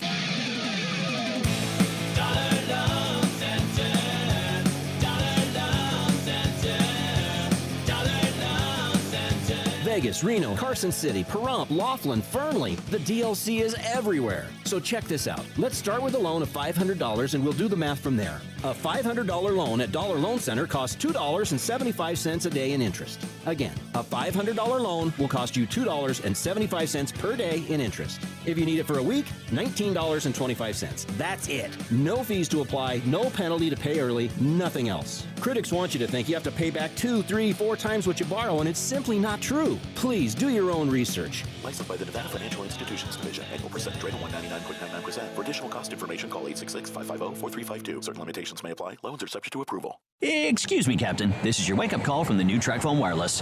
What's that now? What if you had to fly this plane while sitting back in the cabin? I wouldn't have any control. Well, that's what it's like going with some wireless companies, but TracFone Wireless gives you control. Get unlimited talk and text on America's best 4G LTE network starting at $20 a month, no contract. Plus, unlimited carryover data with active service. That's cool, but how'd you get in my cockpit? This is your wake-up call, people. The new TracFone Wireless. Now you're in control. Available at major retailers. See terms and conditions at TracFone.com. I'm Joe Coy, stand-up comedian, and I'm here to toast my mother. Sam Adams is the best beer for this toast. It's grassroots, it's family. What I take from that is the same thing that I got from my mom. Mom, when you came to this country, it was to give the kids an opportunity that you knew that you would never have. Thank you for everything you sacrificed. So this is for you. I'm so proud of you. And I love you so much. Oh my God, bottoms up. Slow down, lady. That's good. Boston Beer Company, Boston, Massachusetts. Savor the flavor responsibly. The Auto Club 400. NASCAR this morning at 11:30 on CBS Sports Radio 1140. You found the most in-depth coverage of the Silver and Black. This is Silver and Black Today, live on CBS Sports Radio 1140. Here's your host, Scott Gobranson. All right, welcome back to the Silver and Black Today here on CBS Sports Radio 1140. I'm Scott Gobranson, joined as always by Chaz Osborne and Kelly Kreiner. My gang, my crew. Yes. Yeah. All right, guys. So we've heard a lot today about Derek Carr. We've heard a lot today about the Raiders and the Combine. So Kelly, you wrote a story about the Combine up on the website to kind of explain to people how it happened, why it happens, and now how it's about money, which this year's changes just proves that 100%. Absolutely. And you heard Benjamin Allbright say he hated it. Everybody hated it, and that the ratings weren't actually that great. But still, it's being done as a money-making proposition for the NFL. But I want to touch on things because we were talking during the break, Chaz, you and I, about like watching and how I don't sit there and watch the Combine, all the coverage. It's a lot of coverage. Is a lot of coverage. Yeah. I go watch the video, so I'll go watch a player. I'll go watch the videos, and I'll say, okay, here we go. Let me look at Isaiah Simmons' video. Let me look at this. Yeah. With that, though, Kelly, and this is what we talked about several weeks ago. What shouldn't people care about when they watch these videos? Let's start with your favorite drill that is so important to evaluating future talent in the NFL, and that's the 3-cone drill. 3-cone? Yeah. I don't care about anybody's 3-cone. Why? You could run. So why do they do it then? Well, why do they have an offensive lineman run a 40-yard dash? It's like that's basically you don't pointless. have to run 40 yards downfield. No, right? Well, I mean, if you have a play drawn up where your tackle needs to run 40 yards, that's a very ill-advised. The vertical play. jump too, right? Well, no, vertical jump and the broad jump are good for explosiveness in your lower body to get out of your stand. Like those are actually good correlators to what is actually used on the field. Because you're looking for that explosion to get out of to get up, get it hit in early, But to me, 3-cone's useless unless you're a small wide receiver. Now, if you're a small wide receiver who's going to be in the slot, oh God, I'm totally blanking on the Hall of Famer the Raiders have, Renfro. if you're a guy like Hunter Renfrow, the 3-cone kind of matters because you need those quick agility, moves, everything like that. Yeah. But like I said, DK Metcalf's 3-cone was atrocious. Right. I don't care. That's not what he does. It's like Jerry Jeudy's 3-cone was terrible. I don't care. That's not what he does. So, Kelly, is some of this still in the combine, not necessarily because it's really informative for the teams, but more because of the television? I think it's just they've always kind of antiquated. Done it. Yeah, I mean, they've done so. They're bringing in some new drills or trying some new stuff this year, so they're trying to find a few better things to do it. But I mean, everybody likes to see that 40-yard dash because they want to see speed. Yes. Nobody liked it more than Al Davis. Yep. Well, yeah. I mean, and that's funny because if Al Davis was around, what are the odds he doesn't trade everything for Simmons? He would, including the new stadium. Not necessarily be wrong in that because I mean he could be the centerpiece of a team, right? But just the fact that he runs. I mean, if you go to Mock Draftable and looked at his, if you look at his numbers compared to say safeties, he's in the 99th percentile with everything except for hand size. Yeah. I mean, it's an amazing athlete. But let me ask you this, Chaz, as somebody who evaluated talent with the Lakers as you did, and you went out and you scouted kids and you got ready, when you guys had evaluations, were there any of those types of workout things where you were just like, okay, I'm not really concerned with that? No, we had the cone drill. We had I think we were one of the first ones to bring in we had those the timers. Oh, the timers. And so you go through the gate and it would give you, and we would find out explosive, your first cut, your second cut, your explosive down the court, those kind of things. So we wanted to know, different types of speeds, different kinds of angles. But we did the 3-cone, or, it was a 4-cone, it'd go around the square there. And we did a lot of those drills. And like you said, for some people it doesn't matter, for others it does matter, but you want to gather as much information you can. Everything, and that's it's the same thing with scouting. You want to go out, you talk to the coaches, you talk to the teammates, you talk, friends, family, any little piece of information that you can find out about these guys that'll give you that edge. And you're seeing that with Mayock and Gruden. They want to find out these kids. These kids want to play football. They don't care about the glory. They want to play the game for the game. And those are the kind of players that they're starting to accumulate. Yeah. And you're starting to see it on the field a little bit more. So that's kind of, I'm not sure. My information that I would gather, I would just give it to the general manager, and I don't know which way they wanted to use it, and the owner, everybody had their marching orders. So that's basically what I would do. But we did all those same kind of drills, and we used the gates and the timers, and you just want to find out everything you can about everything. Leave no stone unturned because you never know what's going to happen. Now with the analytics, that's magnified times 100, right? Yeah. Did you see the punter that had 25 on the bench press? I Most mean, useless thing ever. There's zero reason to ever do that. Well, Kelly, and that's just stuff that are but his name's out there now, isn't it? Do you know what it is? Nope. No, neither does anybody else. Nope. Oh my gosh, that's too funny. I'm sure the they had 32 teams at the combine know who he is. Oh, I guarantee you, 32 teams don't. There are a few teams in there, but his mom and dad are happy. There are a few teams in there that aren't looking at punter, don't care about punter, not even a thought. It's an afterthought. So while the punter's benching, you're out grabbing, you're doing something else. So Kelly, we look though at these things, and I said it way before. We were talking about him a lot before the draft. Isaiah Simmons, he's my favorite player in the entire draft. I mean, Chase Young is obviously the best player, I think, overall, but I love Isaiah Simmons. The Raiders aren't going to have a chance at him, I don't think, and anyway, unless they did something crazy.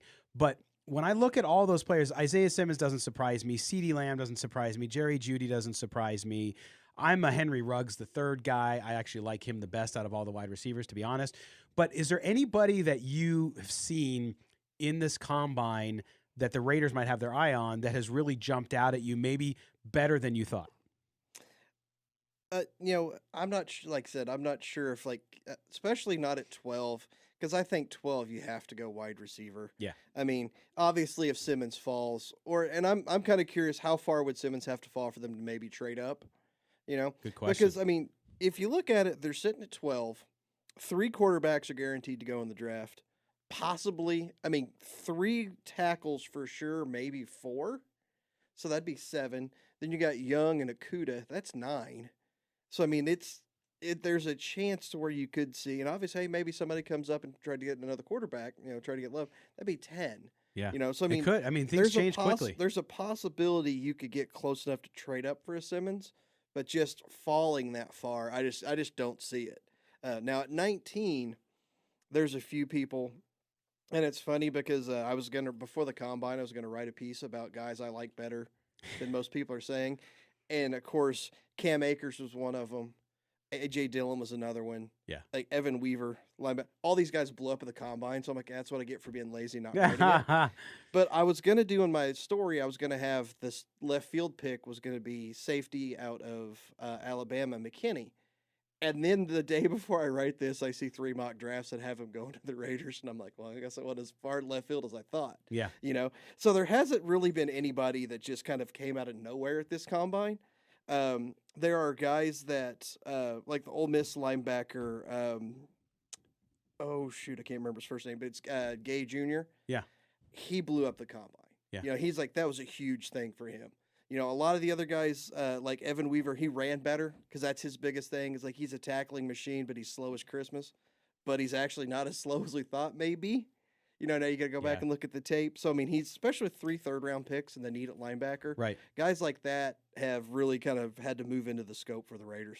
Well, and Chaz, I mean, when you look at that, you agree with Kelly? You think they're going to go wide receiver, linebacker in that first round, or are you thinking like last year I wanted them to go all defense. Thank God they didn't because they got Josh Jacobs. Right. But what do you what are you thinking? Are you still in that same mindset? I mean, we've got glaring problems at all levels. So, you know, anything best available would probably be my, you know, free agency is going to dictate a lot of what happens in the draft. That's always the case, right? Yeah. So for me, it'd be best available because we've got glaring needs at all 3 levels in offense and defense. So best available for me, free agency will dictate, you know, if they do get one of these receivers, you know, who knows what's going to happen for that. So it's hard to speculate the draft before free agency, correct? Oh yeah, but I wish they would move the draft before free agency. Yeah, it should I know be. you talked about that last year, and it's a good point. I would love to see that because, like, say somebody falls so you weren't expecting, you're like, bam, we filled this hole. Now we don't have to worry about it in free agency. Now we don't have to do this. In the NBA, it's the other way around. Yeah. So it's for me, it feels easier, but maybe that's just because that's what all I know for. You know, the time I've been there, and now it's opposite. It feels funny, but, you know. Yeah, it's like, oh, my gosh. It's all all why are they doing it flip-flop. backwards? Bizarro world, right? Like Bizarro Superman. All right, we're going to step aside. It's time for a break. When we come back, everyone will be enlightened. It's like the Dalai Lama will walk in the room, except it's Kelly Kreiner for Kelly's Corner. Right after this on the Silver and Black Today here on CBS Sports Radio 1140.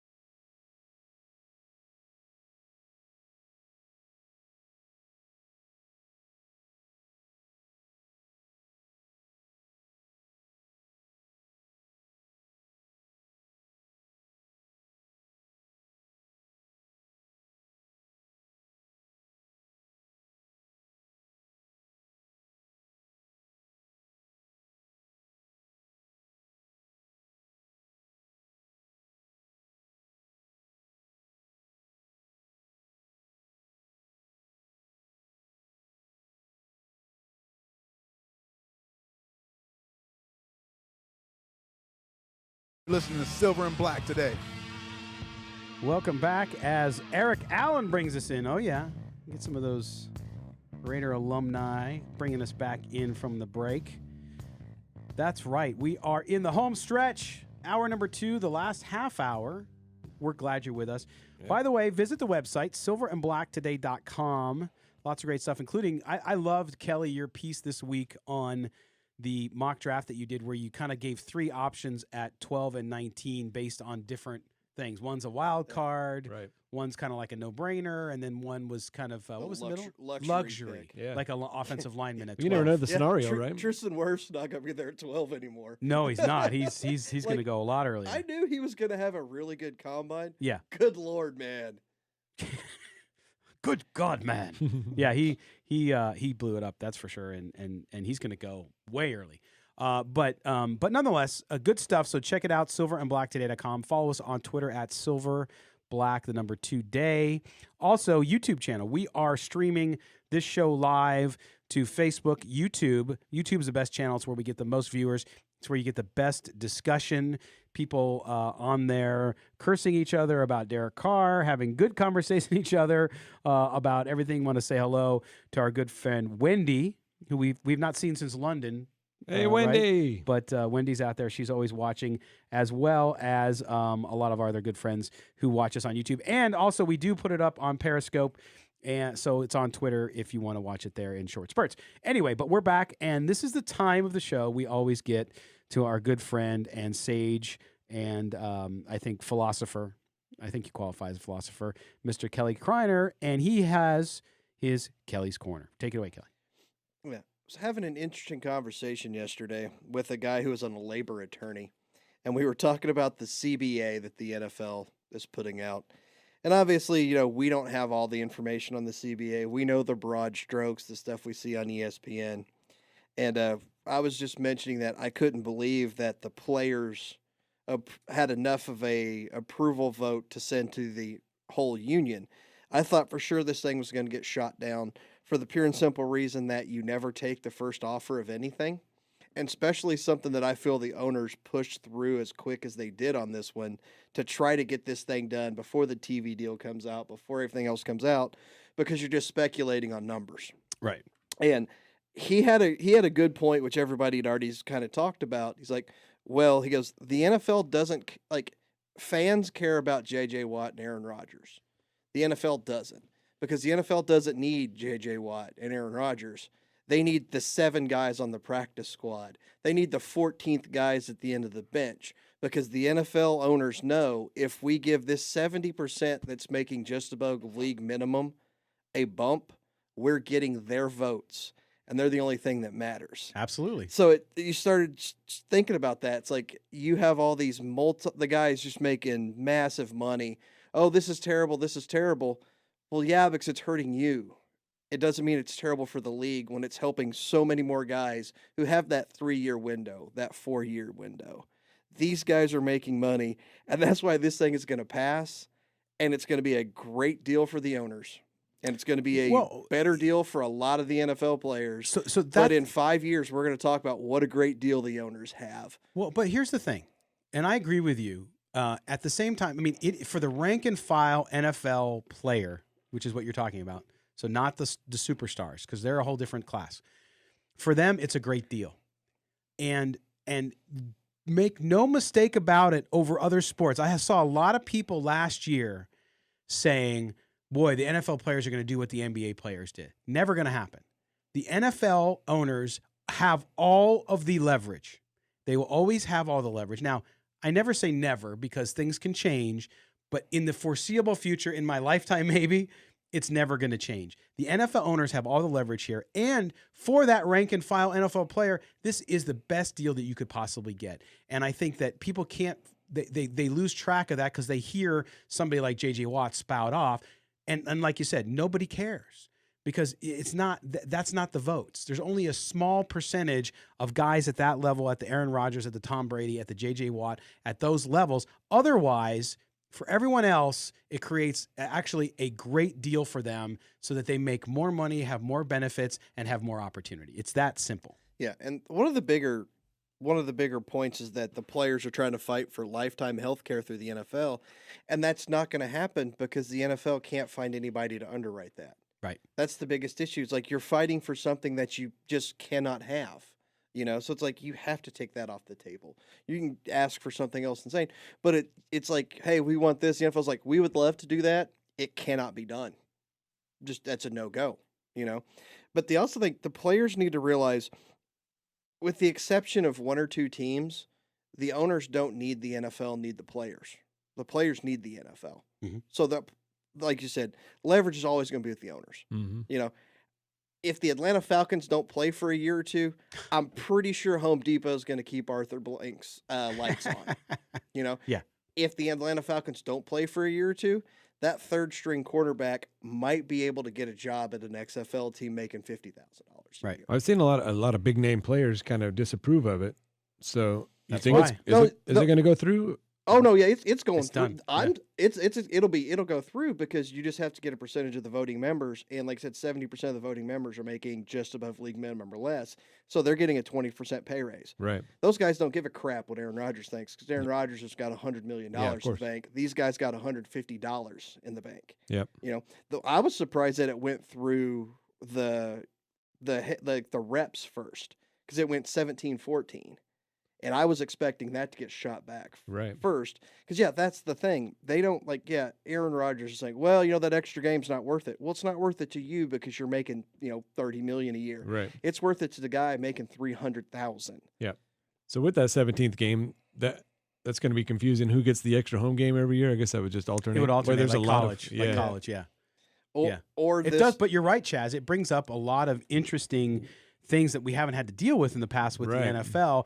And if the 17th game happens, or the 18th week, basically 17th game, there's still a lot of fight against that. So we'll have to see how it all unfolds.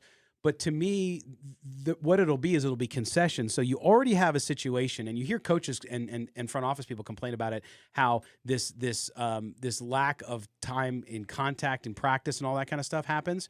And I think that what you're going to see is you're going to see the owners give in other areas. Sure. You're going to see the owners say, oh, okay, we're going to cut down preseason games. And, now we're going to cut training camp again. And so you're going to take away so that the players can walk away and say, okay, well, the union can walk away and say, hey, look, we're protecting players because now they're going to be hitting less again. Yeah, 17's a done deal. 17's happening regardless. Right. And did I hear more playoff game, more teams, two more wild cards? That's going to happen because I was reading something the other day. They're estimating that's $150 million to the league, which that's the whole point. I don't understand how one playoff game can be worth $75 million, but that's the numbers they're throwing out there. Yeah, and so then that makes one team that gets a bye only? Only one, which is interesting because if you look at the teams that have gone on to win Super Bowls and go deep in the playoffs, usually bye. So now you cut that in half. Right, so it's really puts onus on the regular season. Oh, yeah. yes. The 17-game season could also be a chance for them to extend the whole international thing. Yes. Because one team each week could play internationally. You don't have to go to London. No. You could do 3 games in Mexico City, 3 games in Toronto, a couple in Vancouver, a couple in London. I mean, you could sparse that stuff out to where you're hitting an international audience. That's what I was thinking. So everybody basically has one neutral game a season. Yeah. Right. And I was saying that's the thing. Say you don't want to do it all international. Say you have the Bengals, Browns in Ohio State. Or say the Lions and the Vikings in the at Michigan. Sure. You know, you could just kind of do something like that. As big facilities. I hate to say games, gimmick, but I mean, if you can get 110,000 people to go to a game at Michigan Stadium, you're going to do that. Or another site. Maybe there's another city that's trying to get an NFL team. Try it out there. Those kind of things. Like Vancouver's been one of those. Looking forward. Yep. Oh, sorry. Oh, sorry, St. Louis. although they're drawing about 30,000 to their XFL games, so I mean, but there is it allows them some freedom to do things and to grow because it's about growing revenue. Number one, don't fool yourselves. Number two is about growing the game to marketing. Go back to number one, which is grow revenue. So doing international games, doing a college, imagine a pro football game at Notre Dame Stadium, at Michigan Stadium. Right. Now, Michigan's a little different. It's in the same market as the Lions. I don't know, but you get the point. Ohio State in Columbus, stuff like that. Those types of games, the extra week gives you the opportunity to do that so a team's not giving up a home game if you somehow work that out. So that's the biggest thing. If you have an uneven schedule like that extra home game's huge. Yeah, it is. Yep. It really is. And especially when you start thinking about the fact that only one team has a bye, right? Yeah. That, to me, is the biggest thing. Right. And you're right about the regular season, Chaz. That was a good thought by you, which is you have to make sure now that you jam it. It's much more important right. From a seeding perspective, whereas some of these teams might sit their players the last week because They had the number 2 seed locked up, and now they can get a week off. Guess what? You don't get that. Look at the Ravens this season. If they're the number 1 seed, they're the only team that gets a bye. They can avoid a lot of mishaps. Yeah, the Ravens still would have been a number 1 seed without a bye and set their players this year, which is funny because everybody brought that. I was like, well, it would have worked, but it's not going to work out like that. It's like, yeah, we get it. It did that this year, but it's not going to be like that every year. The depressing thought about this new playoff system is that if it had been enacted 17 years ago, the Raiders would have only made the playoffs once. Yeah. So it's not like, to me, in baseball, when they expanded the wild card, it gave teams, like, for example, if you were in, let's say, the Dodgers right now in the NL West, if you were in the Dodgers division, Dodgers clearly have the best roster and have been just rolling over. Now, if you're in one of the other teams in the NL West, you had no chance. Then with the wild card widening out, you had an opportunity to actually make the playoffs.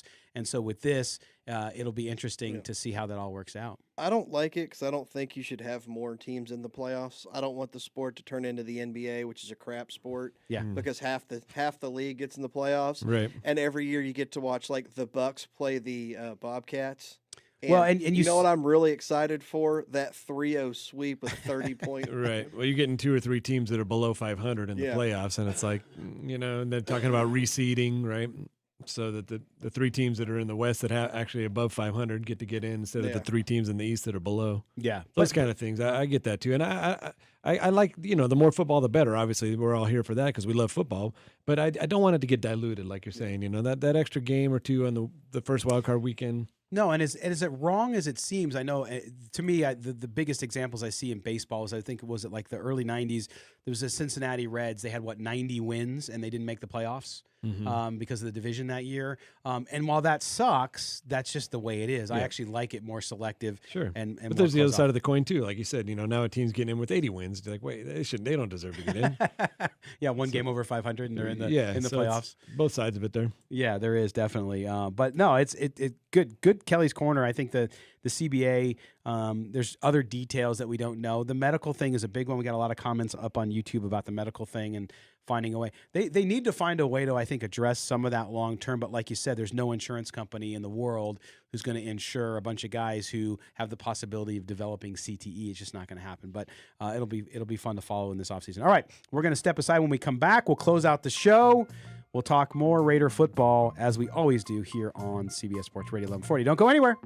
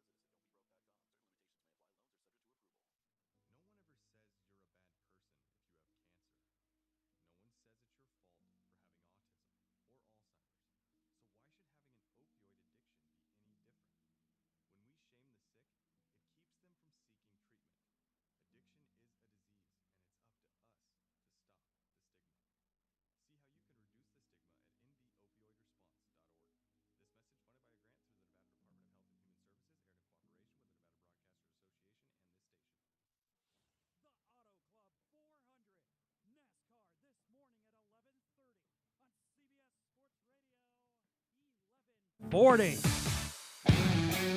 The only way to take Silver and Black Today with you is with a radio.com app. Download it today and search CBS Sports Radio 1140 in Las Vegas and listen to us anytime, anywhere. Welcome back to the Silver and Black Today here on CBS Sports Radio 1140. As we get ready to close out the show, shout out to my man Justin Kimmel, big Irish fan, big fan of the show. He's listening live to us. So Justin, thanks, man, for all that you do. And we appreciate you very much here at the Silver and Black Today. As we do, all of you listening, appreciate it. Check out silverandblacktoday.com website. Little slow this week. Kelly had some good stuff up there, and I was on my deathbed for part of it, and recovered after the antibiotics. So we're doing better. And Chaz, you traveled internationally. You had no problems. I'm on you vacation. Had no problems. What's going on with the website? Yeah. Oh, that's funny. There wasn't too much, going around. Even the airports, everything was still pretty crowded. I didn't see a lot of the, no masks. You weren't wearing your Gucci mask? No, I couldn't find it. My Burberry picture. Couldn't find Burberry, my Burberry that's mask. what it was. Darn it! How dare I say Gucci? You're a Burberry guy. But the lines at the airport, all the flights, everything seemed pretty good. It didn't seem to affect, But obviously, you got to be careful. You got to keep an eye out for everything. But oh yeah. Just don't drink the water. Yeah, no problem. Nope. Just drink margaritas, Yep. right?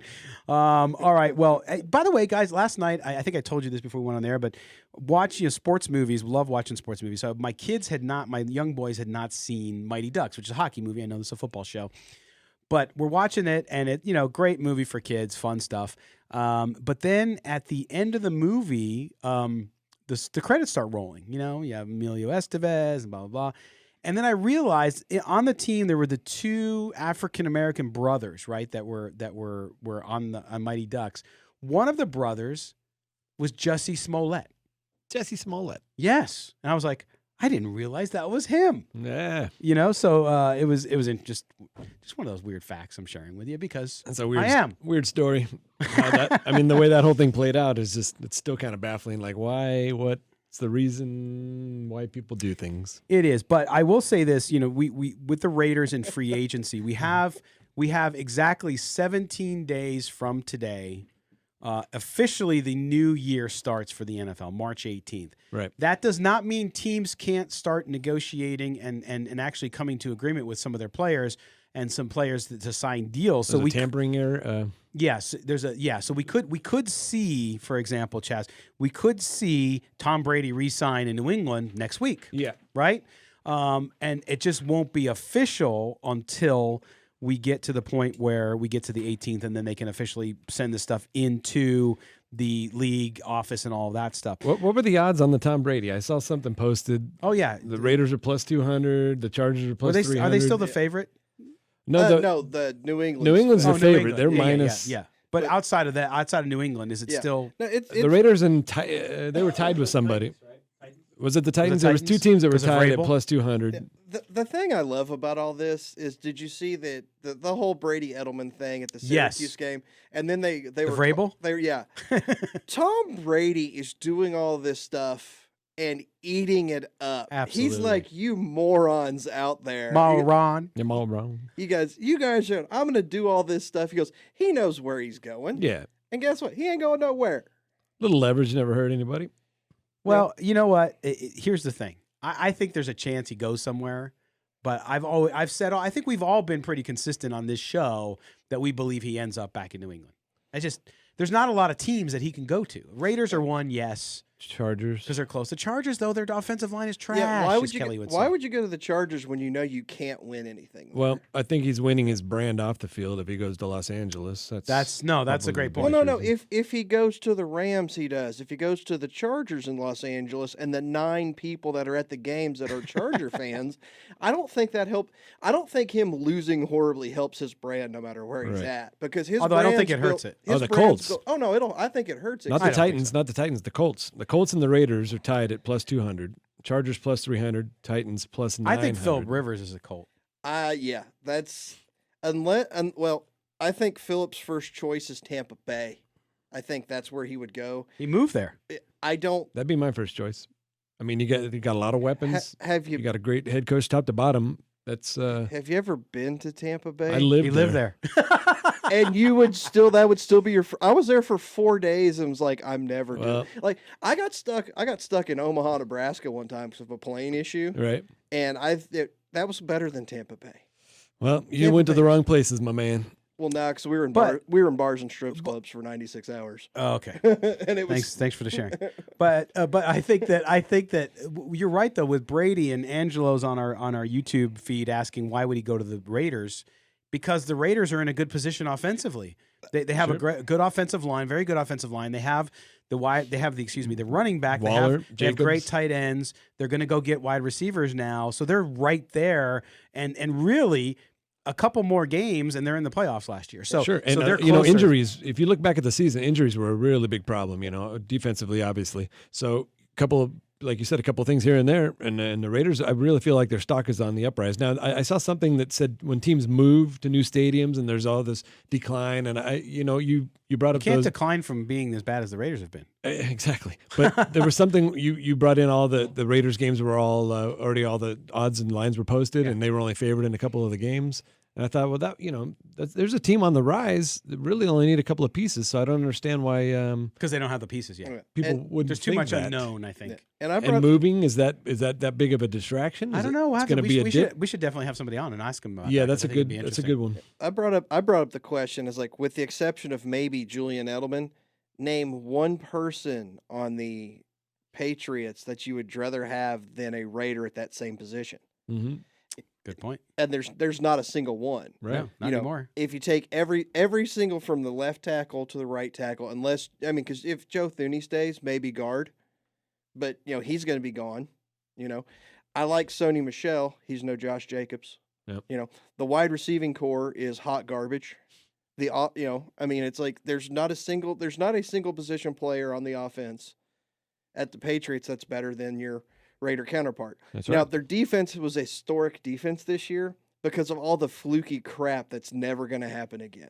Right. Like Van Noy. Look, if you play fantasy football and you realize how many stupid pick sixes, it's like that's not sustainable. Right. Well, they're also playing in that division, where you. Yeah, I know that's the thing. And the other point I brought up is if Brady comes out here, he plays that division. Mm-hmm. So not only do you get to play the Jets, Bills, and the Dolphins, you get to play the Patriots without Brady. Yep. Yeah, whole different game. Yeah, it's the fascinating thing about this offseason is all this movement and the quarterback position. Whether you like the quarterbacks or not, it's going to be a huge domino effect, and you see this, as are some of the others free agent signings. It's a historic quarterback. We talked about Byron and nobody's Jones. going to go anywhere. Yeah, we're all going to be like, well, that was fun. Yep. Oh man, I can't believe the show's over already. Now we took a week off. We come back. I think we gave you guys radio goodness. Yeah, it was a good show. I really do. Benjamin, Cynthia, and Vinny. Yeah, and you know That's what? solid. You got a little bit of everything. You liked some of it. Maybe you didn't like some of it, or it was different, counter to your opinion, and that's good. We like differing opinions here. We're not about just telling you what you want to hear. We want to hear various opinions, and we disagree with each other on the show all the time. So I think it's good conversation. Wrong all the time. I would expect you to say that. Well, because I'm right all the time. 60% of the time, he's right every time. That's right. Every time. That doesn't make any sense. No, that's what makes it so beautiful. Sometimes the things that don't make sense make the most sense. Kelly, you having your celebrity golf tournament again this year? My celebrity golf tournament? Yeah, the mini golf. No, too many people died last year. That's right. Oh, man. Pulling it out. I missed the Anchorman joke. That was yes. All right. So listen up. Next week, we will be back here again live on CBS Sports Radio. So join us there. Make sure you follow both Chaz and Kelly on Twitter. Chaz is at SBT Chaz and at Rating the Draft. And I am LV Gully on Twitter. So follow us there. Or you can just follow Mo Moten and watch all my quippy responses to stuff that the bromance is very real, Chaz, between Kelly and Mo. We're gonna have to separate Getting back on Twitter. I've tried to convince them to do a version of Ebony and Ivory Salt and karaoke. pepper. Which one would I be? I'm not sure. All right, we're going to step aside and say goodbye for this week. May the autumn wind always be at your back, Raider Nation, and we will be back with you next week, same time, same channel. Thanks for being with us here on the Silver and Black Today on CBS Sports Radio 1140.